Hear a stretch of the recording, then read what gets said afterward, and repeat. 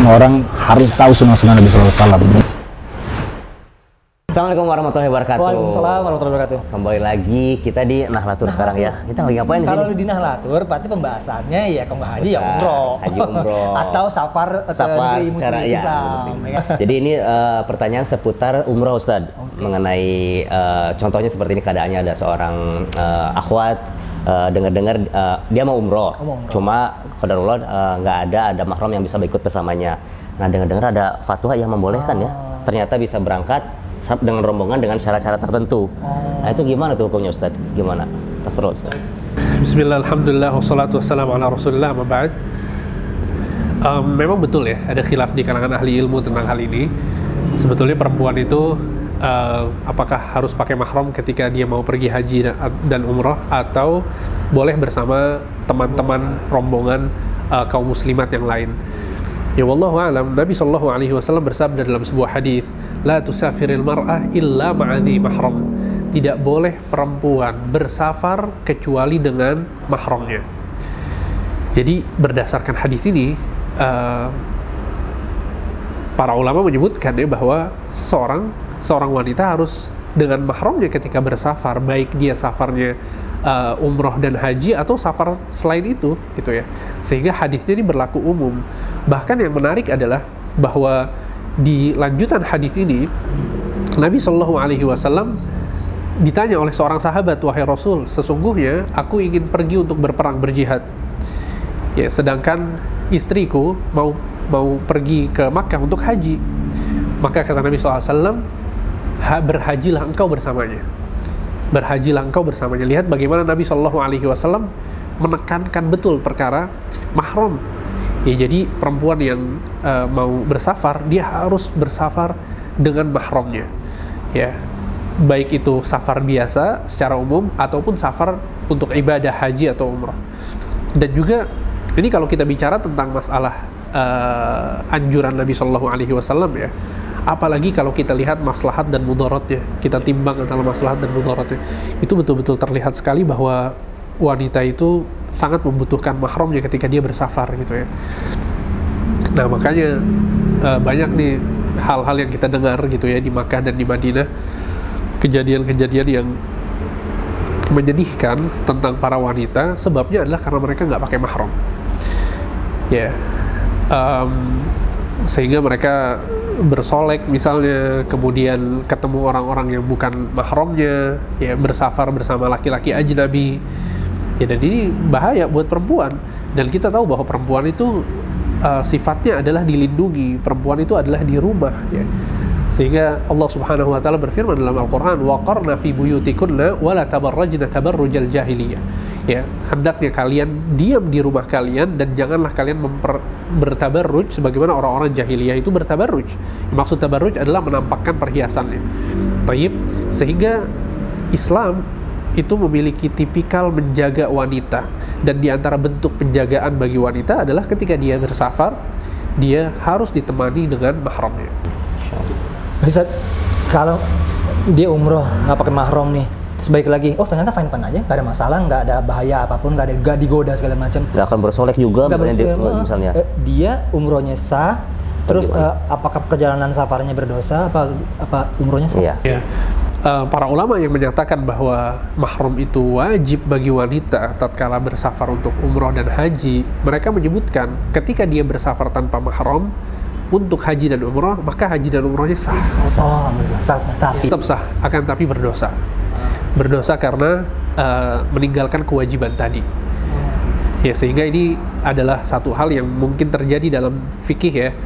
Contoh lainnya adalah ketika seseorang misalnya dia sholat di tempat hasil curian. Contoh, dia mencuri rumah, kemudian rumah itu hasil curian gitu ya. Kemudian dia sholat di rumah tersebut. Apa hukum sholatnya?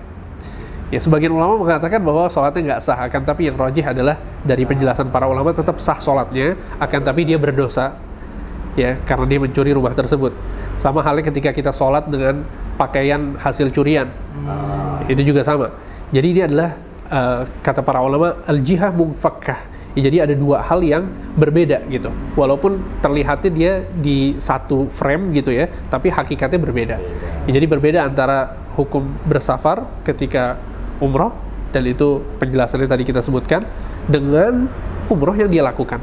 Jadi kalau umrohnya ternyata syarat-syaratnya, rukun-rukunnya itu semua dilakukan, berarti sah. Akan tapi dia berdosa karena safar tanpa mahram. Kalau sholat pakai baju brand ambassador nggak masalah kan? Sah aja. Ya Allah. Ini satu lagi Ustaz. Satu lagi ya. Oke, si akhwat ini alhamdulillah ada mahromnya Ustaz. Sampai Mekah ataupun Madinah, dia pengen umroh, tapi si akhwat ini terngiang bahwa sebaik-baiknya sholat seorang wanita itu ada di rumah. Insya Allah. Nah, dia mau ke Masjid Nabawi atau ke Masjid Haram, tapi kayaknya sebaik-baiknya di rumah, di hotel aja gitu kan. Hotel kan bukan rumah. Oh iya. Gimana? Langsung dijawab lo sama Uki lo. Udah selesai kita hari ini, saudara-saudara. Tapi gimana Ustaz? Maksudnya apakah dia lebih baik berdiam aja deh gitu daripada saya harus ke masjid karena dengan dalil tersebut. Oke, ini menarik ya. Jadi dia berangkat umroh, udah ngeluarin biaya, terus di hotel aja. Tapi ada yang kayak gitu ya? Memang pada dasarnya Nabi SAW mengatakan wa buyutuhunna khairun lahun, ya. Rumah-rumah para wanita ini lebih baik bagi mereka untuk melaksanakan sholat, kata Nabi. Dan hadis ini tidak terkecualikan Makkah dan Madinah ya. Maksudnya hadis ini berlaku umum. Jadi kita nggak bisa mengatakan bahwa sunnah ini hanya dilakukan oleh orang-orang Indonesia misalnya. Karena kan di sana juga banyak perempuan yang tinggal di Makkah, di Madinah, dan di situ ada Masjid Nabawi, ada Masjidil Haram. Sehingga itu hadisnya secara umum. Bahkan Nabi SAW mengatakan hal tersebut, mengatakan hadis ini di Madinah kondisinya. Ya di situ banyak sahabiat yang rumah mereka sangat dekat dengan masjid. Tapi satu hal yang penting untuk difahami adalah bahwa Nabi SAW melarang para suami untuk melarang istri-istri mereka untuk pergi ke masjid. Jadi kata Nabi SAW, la tamna'u ima Allah masajidallah. Jangan kalian, wahai para suami, melarang istri-istri kalian yang mau pergi ke masjid. Ya, jadi ini pelajaran buat teman-teman sekalian ya, kalau kemudian istrinya mau pergi ke masjid, nggak boleh dilarang. Nabi yang melarang kita untuk melarang istri kita agar pergi ke masjid. Jadi silahkan aja pergi ke masjid gitu. Tapi kemudian Nabi SAW mengatakan wa buyutuhunna khairun lahun, tapi rumah mereka lebih baik bagi mereka. Ya, jadi kalau hukum untuk pergi ke masjidnya boleh, bahkan Nabi melarang suami untuk melarang, ya kan? Tapi Nabi tegaskan bahwa rumah kalian wahai para wanita itu lebih afdol loh daripada masjid. Seperti itu. Terus juga kemudian di akhir hadisnya Nabi SAW mengatakan wal yakhrujna tafilat, dan hendaknya mereka keluar dalam kondisi tidak bersolek. Jadi nggak secara mutlak nih, ada syarat dan ketentuan. Gitu, syarat dan ketentuannya adalah tentu dia nggak bersolek gitu kan, kemudian tidak ada fitnah yang ditimbulkan, ya. Kemudian dia nggak bersolek tuh dalam arti dia nggak dandan, kemudian nggak pakai wewangian, ya. Maka itu juga harus diperhatikan gitu.